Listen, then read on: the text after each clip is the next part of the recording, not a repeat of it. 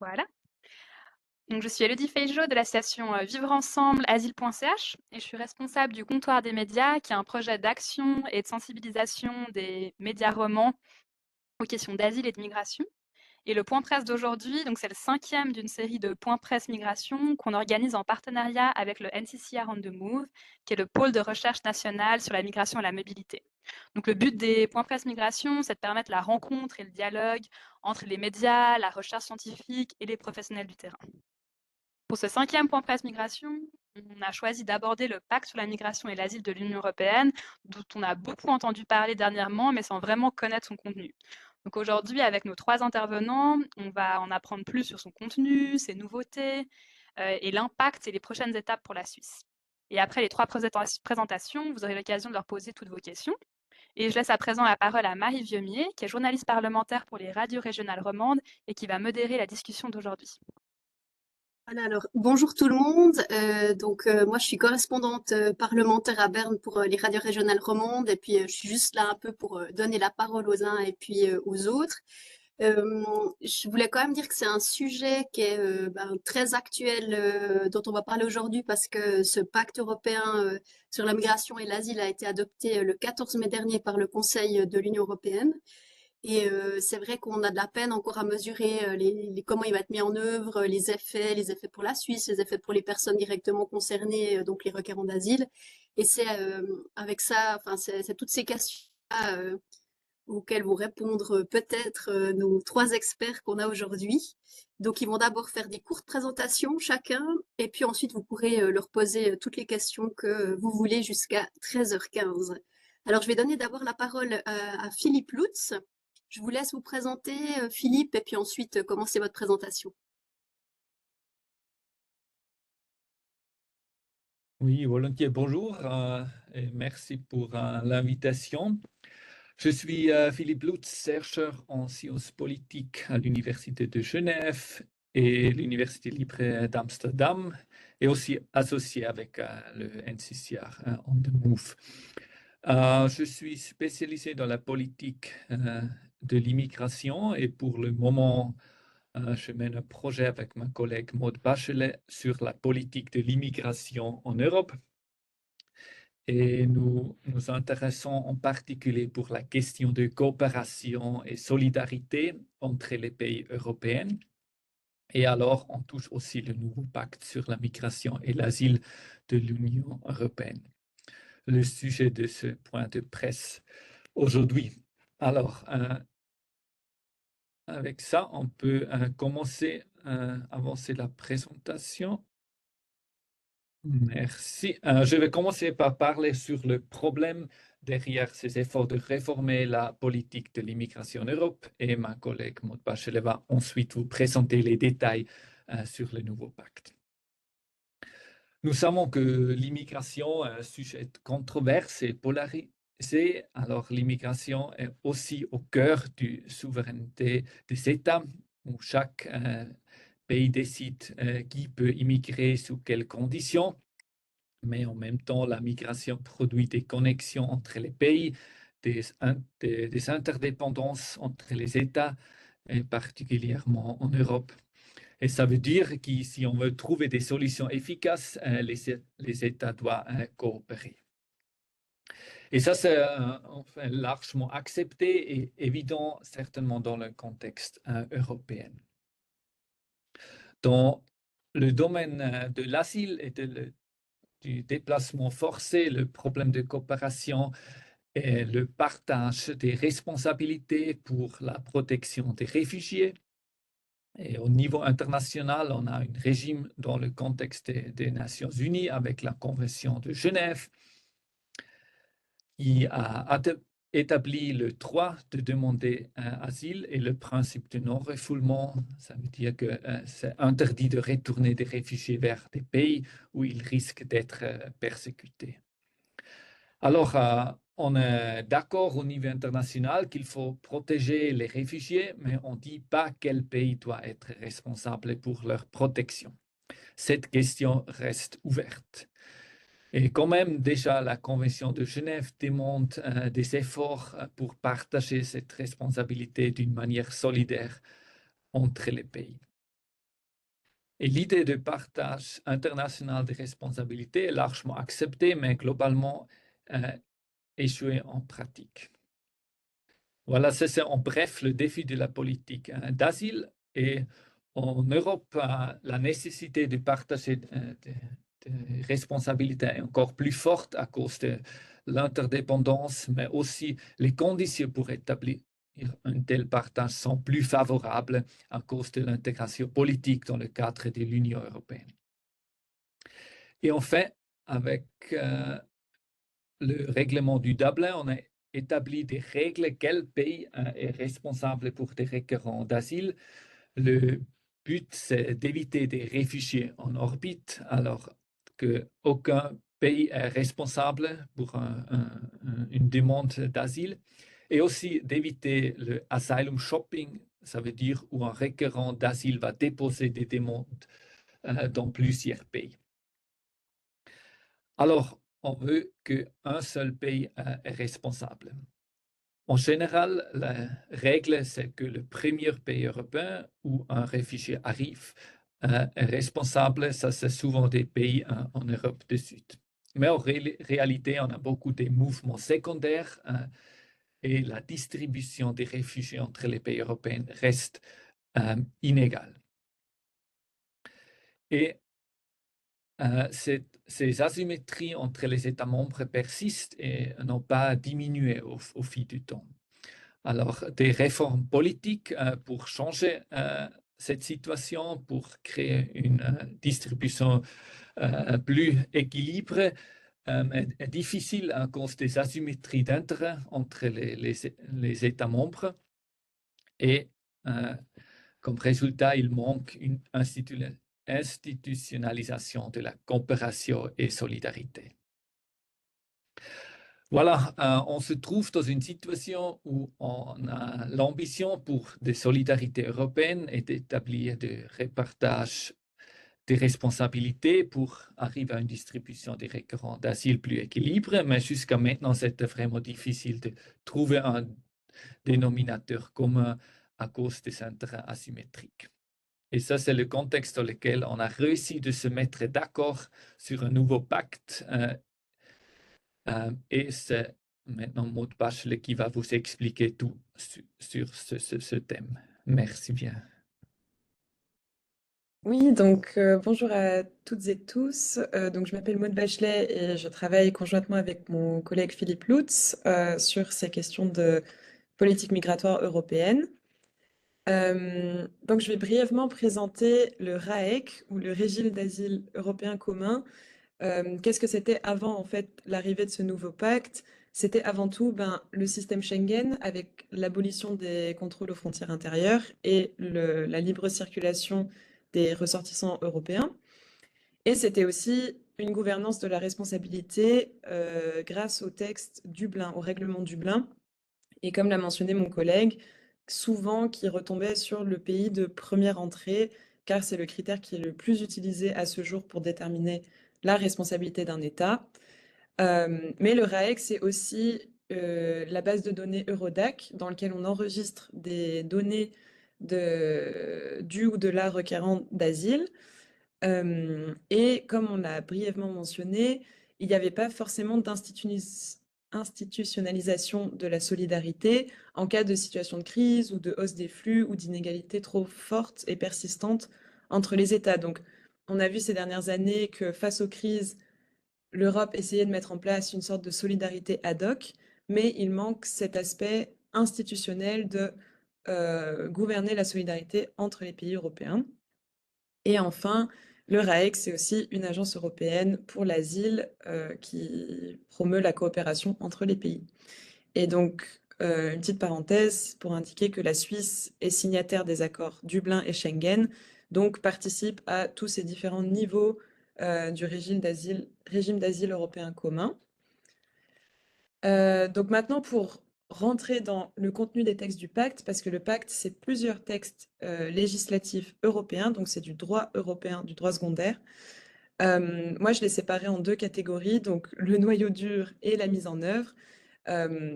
Et donc, sans plus attendre, on va commencer avec le premier texte de notre noyau dur qui s'appelle AMMR ou Règlement relatif à la gestion de l'asile et de la migration. Et donc, c'est ce texte qui va assigner les responsabilités entre les États membres dans ce nouveau pacte.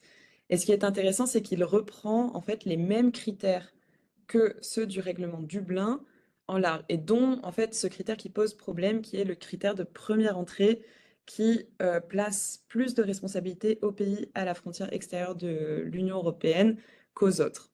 Mais ces règles Dublin qui sont reprises sont accompagnées d'une réserve de solidarité. Donc là, on voit une institutionnalisation de la solidarité sur les questions d'asile européennes auxquelles les États membres en fait sont obligés de contribuer. C'est une obligation. Cependant, la manière dont ils vont contribuer peut être flexible. Donc ça peut être soit en relocalisant des réfugiés ou des demandeurs d'asile au sein de leur territoire, donc partager entre guillemets des individus, soit en contribuant financièrement au soutien des autres pays et du système d'asile commun en général. Et il y a aussi un effort qui est fait pour limiter les mouvements secondaires en clarifiant en fait ces critères de responsabilité et les durées durant lesquelles ces critères s'appliquent pour déterminer la responsabilité d'un pays.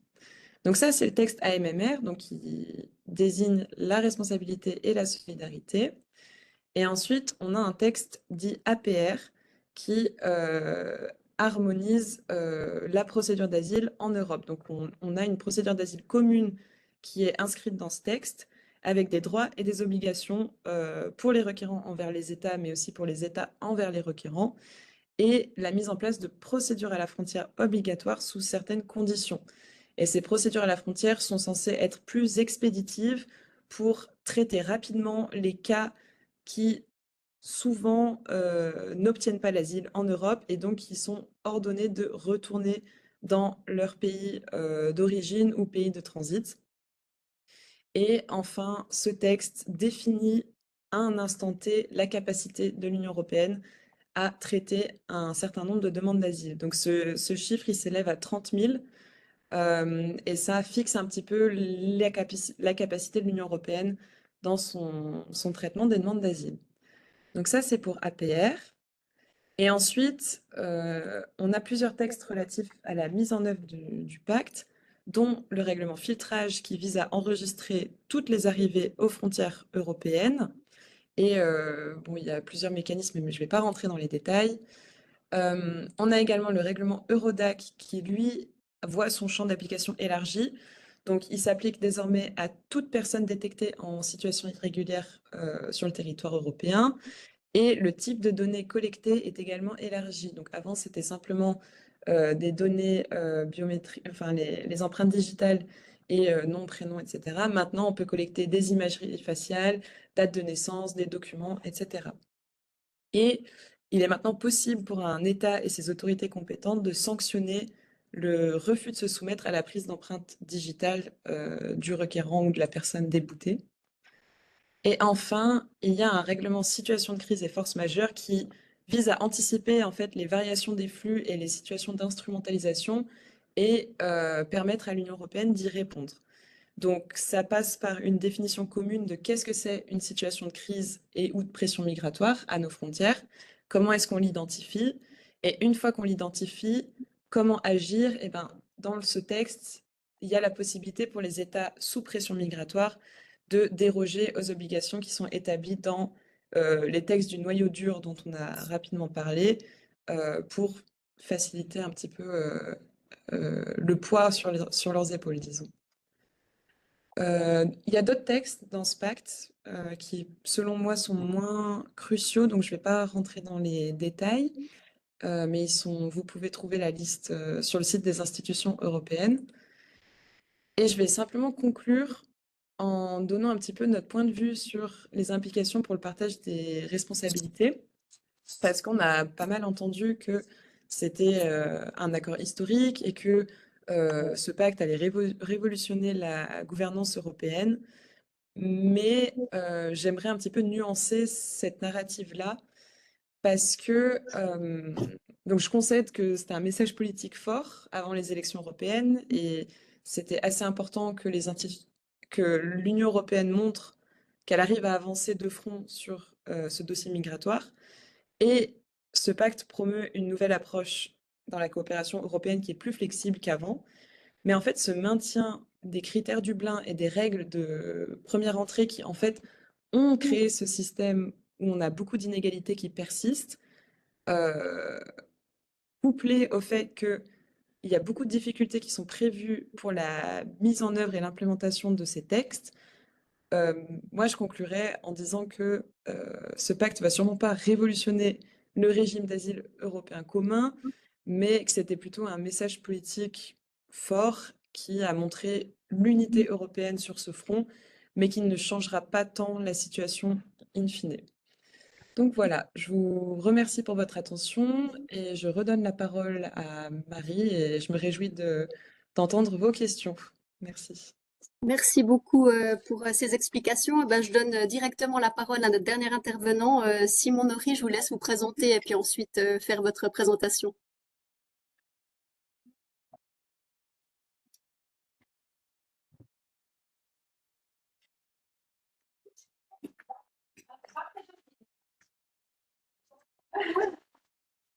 Simon, on vous entend pas, mais on voyait bien votre écran.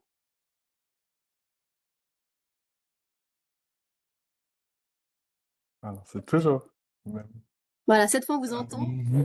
problème. Un seconde. Euh, Ça va pour vous? Oui, c'est très bien. Ok, super. Alors, merci Marie et merci beaucoup à Vivre Ensemble pour l'invitation. Je suis Simon Nory, co-directeur de Solidarité sans frontières, une ONG qui défend les droits des personnes réfugiées et migrantes en Suisse. Ces derniers mois, ma collègue Sophie Guignard et moi, nous avons analysé en profondeur la réforme du régime d'asile européen commun et nous venons de publier une édition spéciale de notre bulletin sur le pacte. Dans mon intervention, je vous montrerai comment la Suisse et surtout les réfugiés en Suisse seront touchés par la réforme. Voici un autre aperçu de nouveaux règlements que Maud vous a déjà présenté. La Suisse doit en adopter 5, mais c'est important de comprendre qu'elle n'est pas tenue d'adopter le premier, le règlement relatif à la procédure d'asile, qui ne constitue pas un développement de l'acquis de Schengen, ni le mécanisme de solidarité prévu par le nouveau règlement Dublin. Néanmoins, jusqu'à maintenant, les débats politiques en Suisse se sont concentrés sur ces deux éléments de la réforme. D'une part, les procédures accélérées à la frontière dans des conditions de détention qui constituent, selon nous, une tentative claire de rendre impossible l'accès au droit d'asile pour une grande partie de personnes en fuite.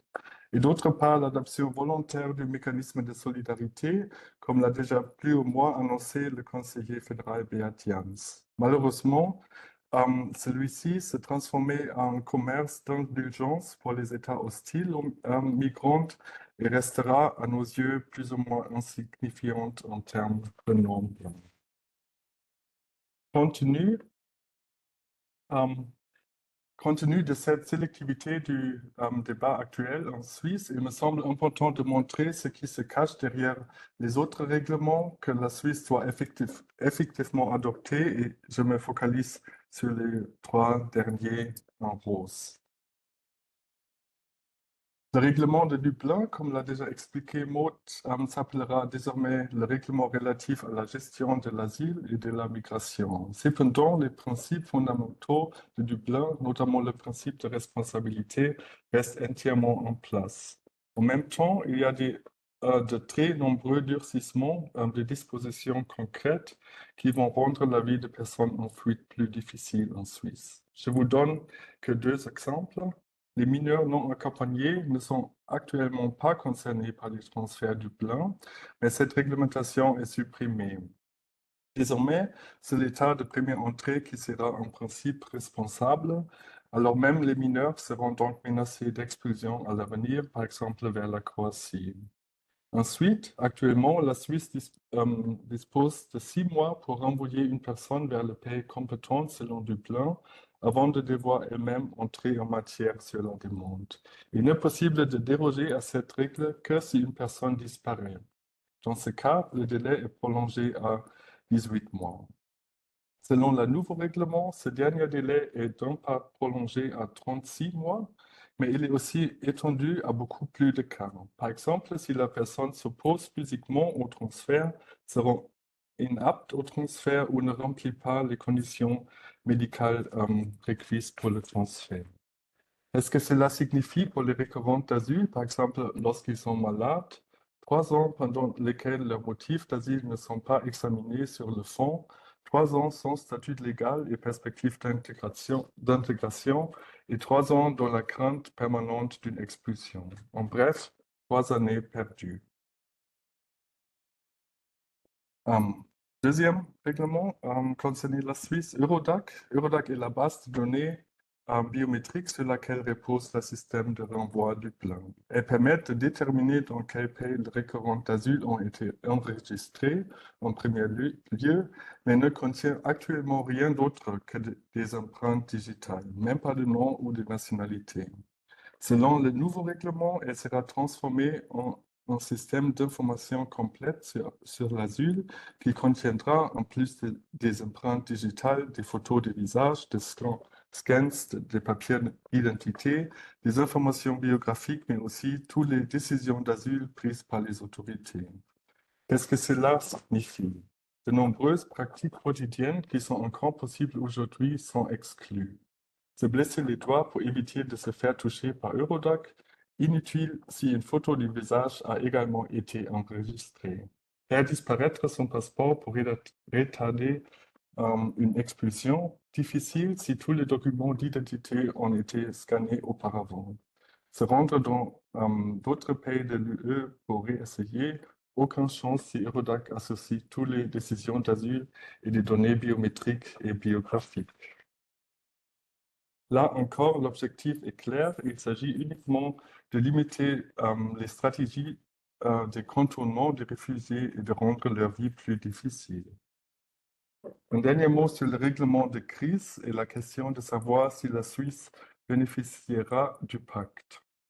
Le règlement de crise renforce diverses dispositions de règlement relatifs aux procédures d'asile, API, et la gestion de l'asile et de migration lorsqu'un État membre déclare une situation de crise. Ici, la Suisse sera concernée par les modifications du nouveau règlement de Dublin qui dispense dans certaines circonstances les pays situés aux frontières extérieures de reprendre les requérants d'asile.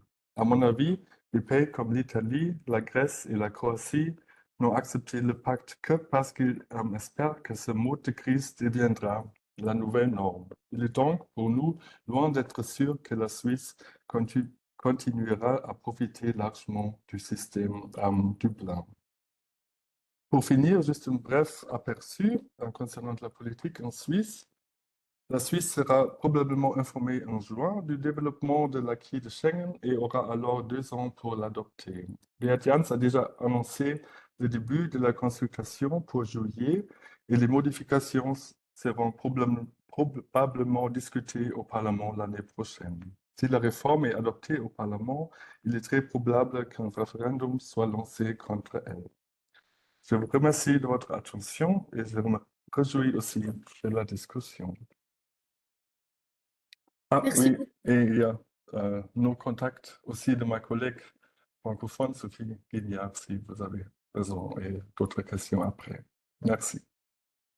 Merci beaucoup pour toutes ces présentations. Alors, vous avez la possibilité de poser des questions aux intervenants. Vous pouvez soit écrire dans le chat qui est sur la droite, vous pouvez l'ouvrir, ou alors vous pouvez lever la main virtuelle. Il y a une petite main en bas à côté du smiley et puis je peux vous donner la parole si vous avez des questions. On a reçu une question à l'avance qui est un peu plus générale, qui se demande pourquoi est-ce que les procédures d'asile sont si longues en Suisse. Pour rester dans le thème, moi je poserais peut-être la question en disant, est-ce que ça va permettre ce nouveau pacte d'accélérer ces demandes d'asile en Europe et aussi en Suisse ou pas forcément? Je sais pas qui c'est qui aurait envie de répondre. Ah oui, j'ai oublié de vous dire, donc Simon et Philippe ont fait leur présentation en français, mais ils préféraient vous répondre en anglais, si ça vous embête pas. Vous pouvez poser votre question en français, mais ils répondront en anglais. Je ne sais pas quel intervenant veut peut-être répondre sur la rapidité des procédures d'asile.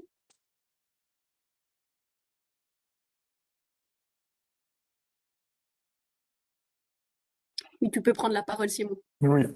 Um, I give it a try in English. I mean, one of the main goals of the new border procedures at the external borders is definitely to accelerate procedures for those cases who have a low probability of being accepted.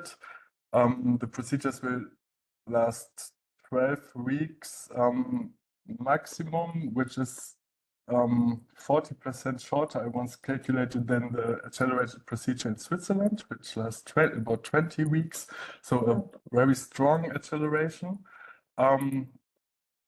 with the aim of kind of quickly getting rid of certain asylum seekers. This is the main goal of these procedures. In Switzerland, however, we have already made attempts to accelerate the procedure, but there, as I've briefly mentioned, with regard to the changes in the delays for Dublin returns, I rather see a tendency towards prolongation of the procedures, where I have expressed this in my talk. I really have doubts that Switzerland itself or the authorities will profit from this return. And concerning the asylum seekers themselves, it's of course always a very ambivalent thing to ask for acceleration, because asylum seekers often understand something very different than the authorities about a quick procedure. Merci. Du côté du NCCR, vous avez une idée si une accélération des procédures sera possible selon votre évaluation? Ben, moi, je m'aligne avec ce qu'a dit Simon précédemment, c'est que c'est vraiment la logique derrière la mise en place de ces nouvelles procédures à la frontière, c'est pour expédier les cas qui ont peu de chances d'obtenir l'asile en Europe. Mais ce qui pose problème, c'est, OK, on peut accélérer les procédures et mettre une limite de 12 semaines au traitement d'une demande d'asile à la frontière, mais à quel prix? Parce que la conséquence de tout ça, c'est que maintenant, les demandeurs d'asile seront retenus à la frontière, n'ont pas le droit d'entrer sur le territoire européen physiquement. Et donc, ça implique des centres de rétention, des situations où pendant des semaines, on est isolé, on a des difficultés à obtenir l'accès à l'aide légale, pro bono. Donc, oui, c'est un petit peu le but de ce pacte et le but de ces procédures à la frontière, c'est d'accélérer et d'expédier certaines demandes, mais bon, après ça c'est une question d'avis, mais à quel prix, voilà, il y a plusieurs conséquences à ça.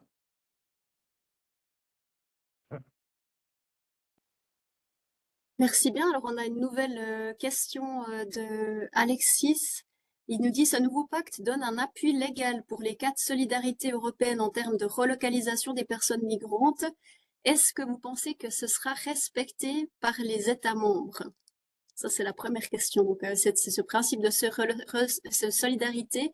À quel point, moi, ça me demande à quel point aussi il est contraignant, à quel point il sera respecté ou pas. Qui veut répondre? Peut-être je peux prendre la parole plus généralement pour la situation européenne, mais je me prononcerai pas pour la Suisse spécifiquement. Mais c'est vrai que un petit peu une de ces nouveautés de ce pacte, c'est vraiment de institutionnaliser ce principe de solidarité et inscrire des mesures et des réponses concrètes qui permettent de l'opérationnaliser et d'en faire une réalité européenne, ce qui n'était pas le cas avant. Et comme on l'a mentionné dans les présentations, c'était beaucoup plus des réactions ad hoc en fonction de l'évolution des flux et de l'évolution des situations politiques où on voyait un petit peu des des mouvements de solidarité en Europe et de la coopération accrue entre certains pays, là, en effet, le pacte inscrit la solidarité et ça devient un principe contraignant pour les États membres. Donc les États membres doivent contribuer à ces réserves de solidarité, donc soit financièrement, soit en prenant en place, enfin, en mettant en place des relocalisations. Mais voilà, après, a priori, la Suisse n'est pas n'est pas obligée de adhérer à ce principe de solidarité, donc je ne sais pas dans quelle mesure cela pourrait être efficace, par exemple, en Suisse. Simon, tu veux peut-être réagir? Tu peux aussi répondre en allemand, hein, si tu préfères. Ah, in English, it's fine for me. It's just it's better for the audience. I don't know. I just wanted to provide some additional context with respect to the solidarity mechanisms. I mean, the first plans for this reform of the common European asylum system were presented in 2016, so shortly after the big refugee crisis. And back then, I think the European Commission really wanted to overcome the whole Dublin system with a new mechanism of solidarity sharing of responsibility and the distribution mechanism, which is, I mean, well known in every country, in every nation state, in Switzerland, in Germany, everywhere, but not there on the European level. But from my point of view, over the years since then, this idea has been lost more and more, also in like the second attempt of legislative proposals that we are discussing now, which was presented in 2020. And have been mainly the member states who really opposed this idea of solidarity sharing. And now we've ended up with a continuation of the Dublin system, even like with stricter rules. And this is why I'm skeptical that the solidarity sharing will have a big effect. For Switzerland, it has been announced surprisingly open from my point of view, that like the State Secretary of Migration is open and probably even willing to call for a voluntary participation of Switzerland on a year-to-year basis. So if the numbers of asylum seekers are not too high, then Switzerland would be willing to participate, but might also step back in other years. And I, from a political perspective, or my organization, we interpret this as an attempt to evade opposition to the whole pact.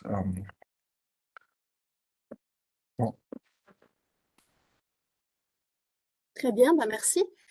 Sophie Dupont, je vous donne la parole. Vous avez levé la main. Oui, bonjour. J'ai entendu le chiffre de 30 000 pour la capacité de l'Union européenne à gérer des demandes d'asile. Si j'ai bien compris, je voulais savoir qu'est-ce que ça signifiait. Ça me paraît extrêmement peu. Et puis, si c'est au-delà de ce chiffre que c'est considéré comme une situation de crise. Voilà. Juste revenir, expliciter un petit peu ce chiffre, si c'est possible. Maud, c'est vous qui avez donné ce chiffre. Vous voulez réagir? Oui, donc en effet, c'est une bonne question parce que ce concept de capacité adéquate qui est inscrit dans les textes, c'est notamment un des concepts qui juridiquement pose problème car il est très difficile à mettre en œuvre et il n'est pas très, enfin, juridiquement, c'est très compliqué à visualiser.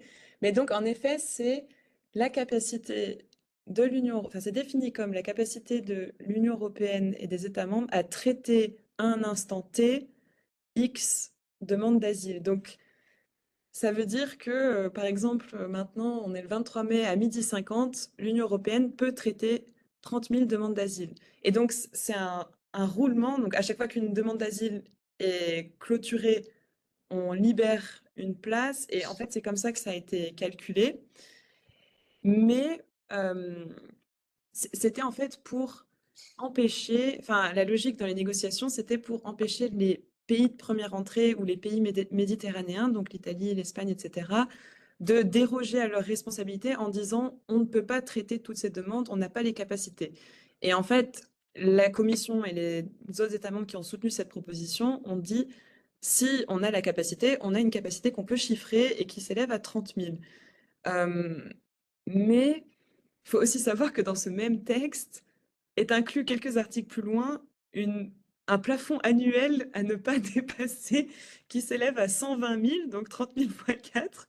Et c'est là que juridiquement, ça pose beaucoup de questions en termes de la mise en œuvre, parce que comment est-ce qu'on peut dire qu'à n'importe quel moment donné, on peut traiter 30 000 demandes d'asile, mais attention, dans une année calendaire, il faut que ça s'arrête à 120 000. Donc, c'est un petit peu ce qu'on disait quand on parlait des difficultés dans l'implémentation de ces mesures, c'est que, en fait, ces textes, ils ont été négociés pendant tellement d'années et avec tellement d'acteurs différents que maintenant, on a un petit peu des textes qui juridiquement ne font plus trop de sens, mais qui sont vraiment le résultat de compromis qui ont été arrachés par certains groupes d'États membres, etc.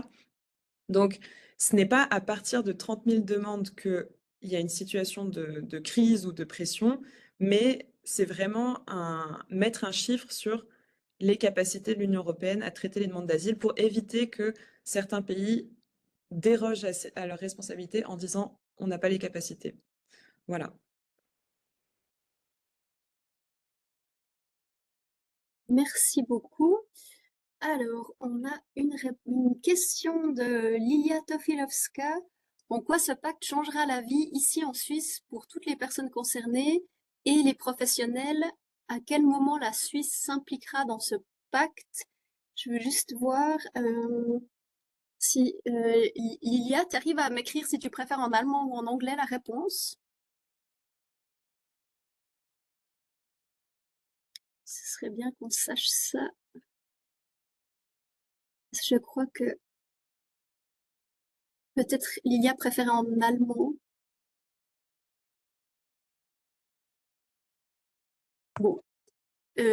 Simon, tu peux faire la réponse en allemand? Ah, Lilia, ouais, en allemand? Oui, oui, parce que je suis plutôt dans le côté professionnel et je vois tous les jours, je suis interprète aussi, hein, je vois tous les jours la situation de beaucoup demandeurs d'asile ou d'autres migrants aussi, parce que j'ai plusieurs casquettes. Et puis, ça m'interpelle que tout est lié exactement à respecter les lois d'asile en Suisse. Et pour ça que c'est ma question, est-ce que ce pacte, qu'est-ce qui va changer pour les personnes que je vois souvent tous les jours et puis pour nous, les professionnels? Mhm. Est-ce Ja. que vous préférez en allemand ou en anglais?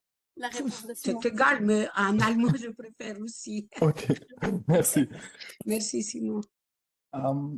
Also grundsätzlich wird es in 2 Jahren ungefähr praktisch nicht relevant werden, weder für die Asylsuchenden noch für auch Rechtsberatungsstellen und so weiter. Das wird die Zeit sein, die sowohl in der EU als auch parallel dazu in der Schweiz es noch braucht, bis quasi die Einigungen wirklich in Kraft sind und rechtlich geltend sind.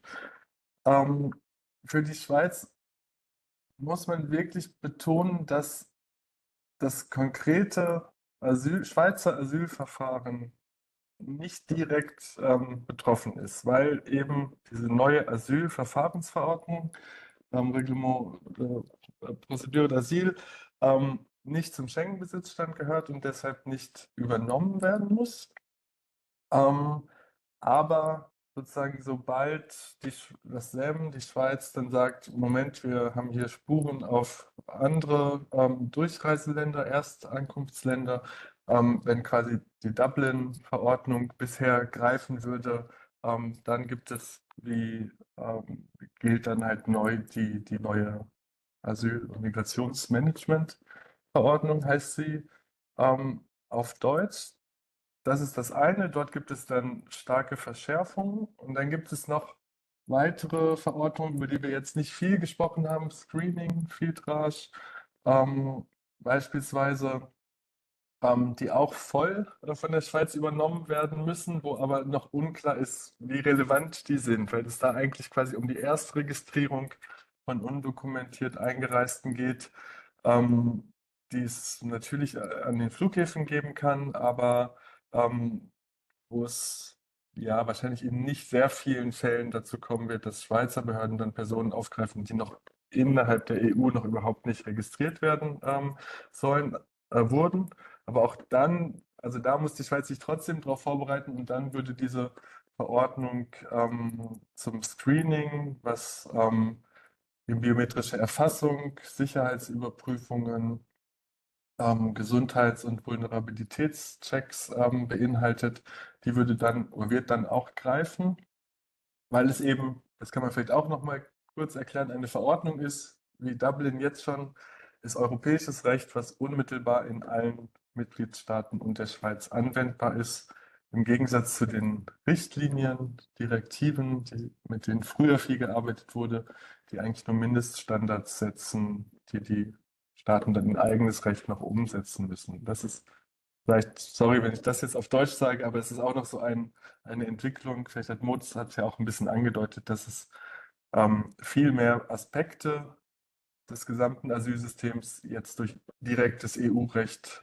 eigentlich geregelt werden. Aber die Schweiz ist bezüglich der konkreten Asylverfahren tatsächlich ausgenommen. Merci beaucoup. On a encore une question dans le chat de Alexis en anglais. Another question would relate to the concept of Eurodac, which is also being reformed and developed. Migrants, regardless of their origins, are regarded to have certain rights, including those of privacy. Has the Union stated how they intend to make sure that the data collected is safe and protected? Si Philippe, do you want to try to answer in English?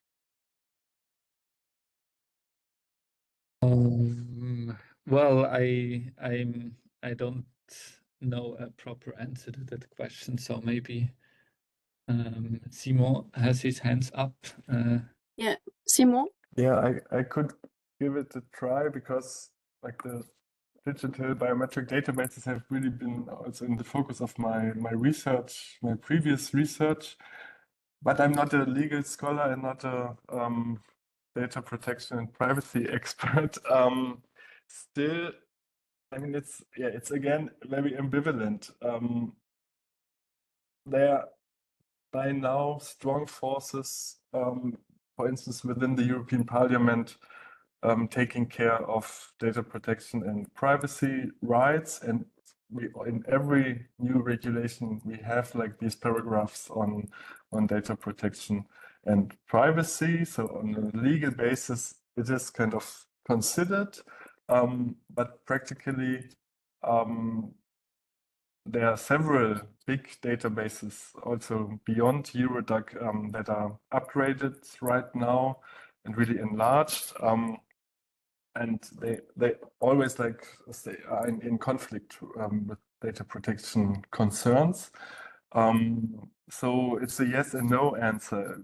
Yes, legally there are provisions, but the amount of data that is now being collected and stored for 10 years and also used by even more agencies or authorities, not only asylum authorities, but also the police or like other agencies is indeed frightening. But like asylum seekers and migrants have always been like the group with whom like such databases have been like tested out in the beginning, and maybe later on the group of affected people has been enlarged.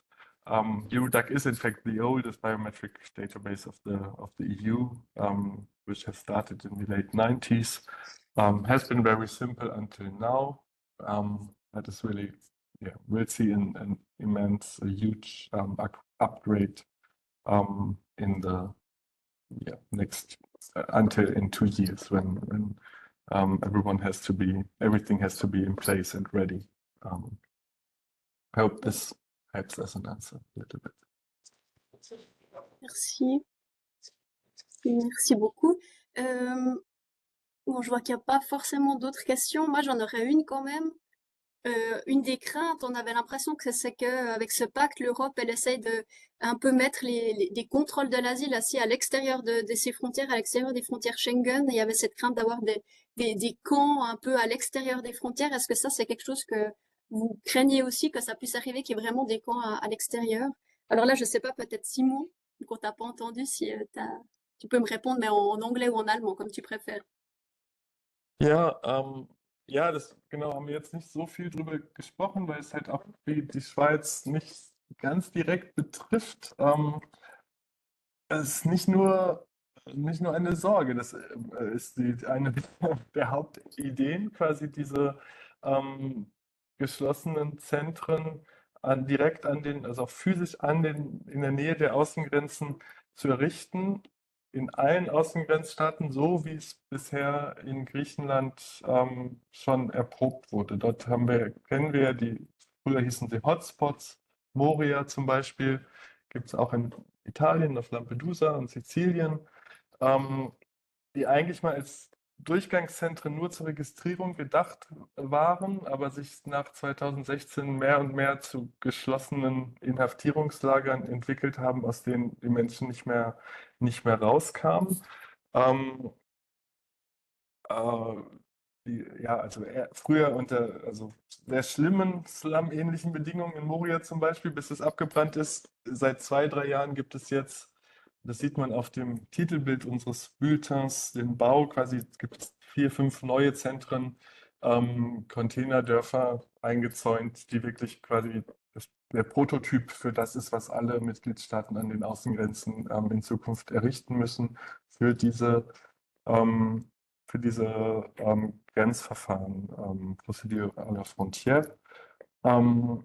Und es ist, bis anhin hat die EU quasi sich nicht richtig getraut, die Asylverfahren wirklich ins nicht-europäische Ausland zu verlagern. Auf rechtlicher Ebene geht das EU-rechtlich auch noch nicht, aber es ist ein Versuch, quasi so weit es geht, sie an die Grenze zu drängen. Es ist eine interne Externalisierung quasi, die jetzt EU-Recht geworden ist. Und was wir gleichzeitig parallel jetzt ja politisch erleben, sind die Forderungen quasi darüber noch viel weiter hinauszugehen und Ruanda und den Kosovo und so weiter, Drittstaaten mit ins Boot zu holen. Da würde ich aber auch nochmal klarstellen, das sind politische Debatten, die mit den rechtlichen Entscheidungen, die jetzt bezüglich dem Pakt gefallen sind, nichts zu tun haben. Es sind einfach unterschiedliche Zeitlichkeiten.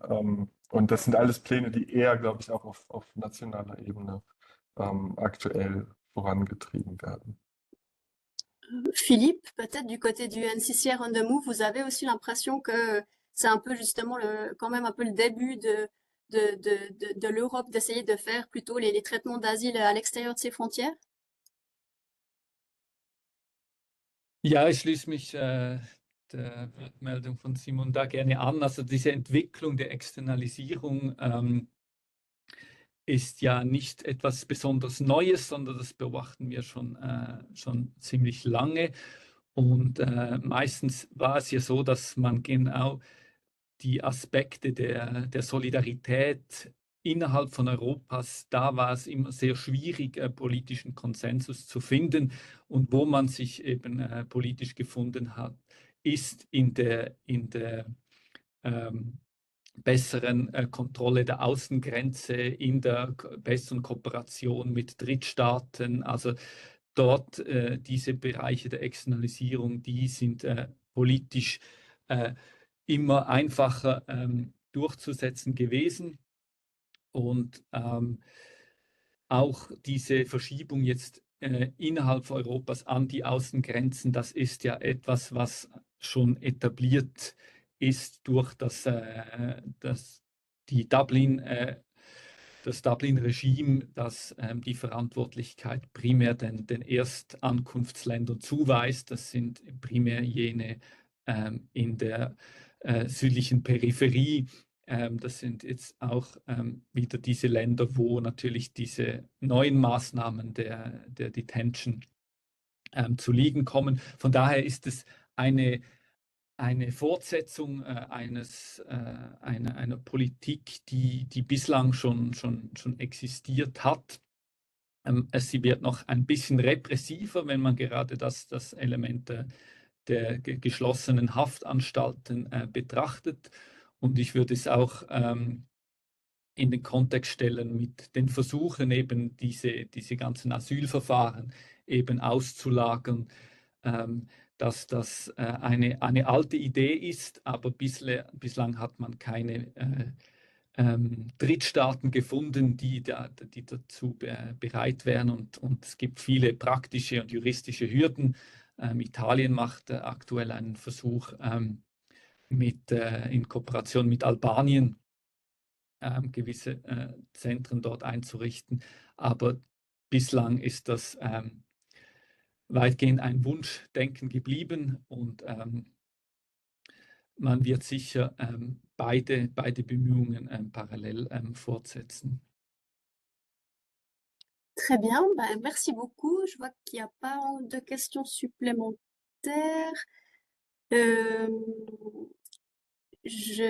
Nora, tu me demandes de faire un bref résumé des réponses en français, mais ça va, je suis désolée. Je ne vais pas pouvoir te résumer ça en français comme ça, pardon. Mais moi, ce que je vous propose, c'est que s'il y a certaines réponses qui vous intéressent, que vous n'avez pas forcément compris parce que ce n'était pas forcément dans une langue, vous pouvez ensuite contacter directement les intervenants pour leur demander des précisions. Mais je pense qu'on va finir ici ce point presse migration. Je vais redonner la parole à Nora, je pense. Et comme ça, elle pourra vous donner aussi quelques informations pour trouver les contacts et puis essayer d'avoir plus d'informations pour approfondir le sujet. Mais merci à tous en tout cas d'avoir participé. Merci beaucoup Marie pour la modération. Et oui, je voulais pas mettre la pression sur l'allemand, je me disais au cas où, mais c'est vrai que vous pouvez contacter directement les intervenantes et intervenants si vous avez des questions. Merci aussi à Simon, Maud et Philippe pour cette enrichissante discussion. Et au nom de Vivre Ensemble et du NCCR On The Move, on vous remercie beaucoup d'avoir assisté à ce point presse. Comme on disait, si vous êtes intéressé à en savoir plus sur ce sujet ou d'autres sujets aussi en lien avec l'asile et l'immigration, vous pouvez aussi, bien entendu, contacter Vivre Ensemble ou le NCCR On The Move aux deux adresses que vous voyez affichées et que vous recevrez aussi, pour qu'on puisse vous diriger vers des chercheuses ou chercheurs sur le sujet qui vous intéresse. Et vous avez aussi les adresses et contacts des experts et des experts que nous avions eus aujourd'hui. La vidéo sera en ligne dès que possible cet après-midi ou au plus tard demain matin, et on vous enverra un email, comme avait déjà dit Élodie au début, avec ces informations et les slides des présentations d'aujourd'hui. Et avec ça, je vous remercie encore une fois et je vous souhaite à toutes et tous une très belle journée. Merci beaucoup.